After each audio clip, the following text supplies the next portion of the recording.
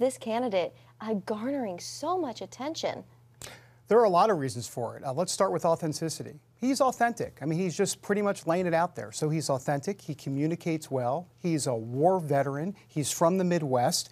And he has an ability to really put the whole package together. And I think we're seeing that play out.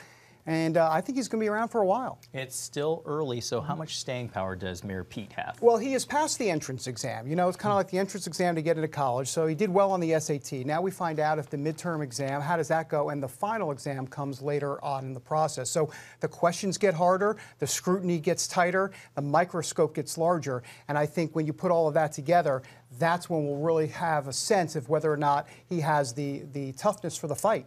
Buttigieg, he's openly gay and also openly religious. It does seem, as we mentioned just there, that he's kind of picked a fight with Vice President Pence. How do you see this playing out, David? Well, I think this is first of all, we don't know. I mean, it's totally unknown. I mean, he's going into uncharted territory. And what I mean by that is that he has been the one to aggressively interject his faith into the national dialogue and the conversation from a Democrat perspective, and we haven't seen that in a while. So I don't know how that's going to play out. I can tell you this, that if he just tries to play to the progressive Christian left, 7%, 8%, the point is it's a small pie. He needs to come into the evangelical, the conservative evangelical sandbox, if you will, and really start playing there and making the case for his compassionate side of his faith in that box, because that's where the voters are, that's where the momentum is, that's where the energy is. Speaking of embracing faith, we haven't seen anything like this probably since Barack Obama. Do you think that this embrace of faith, has there been any other candidate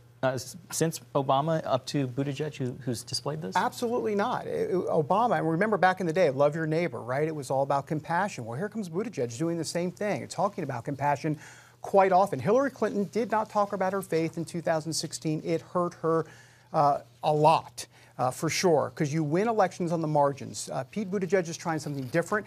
Let's also remember, Buttigieg is talking about compassion. A lot of the criticism of Donald Trump is that his policies have not been compassionate. I think that might be the way he can interject faith and talk about compassion, the compassion part of the Bible, if you will, but maybe get away from some of the thornier issues that he'll have to confront from a biblical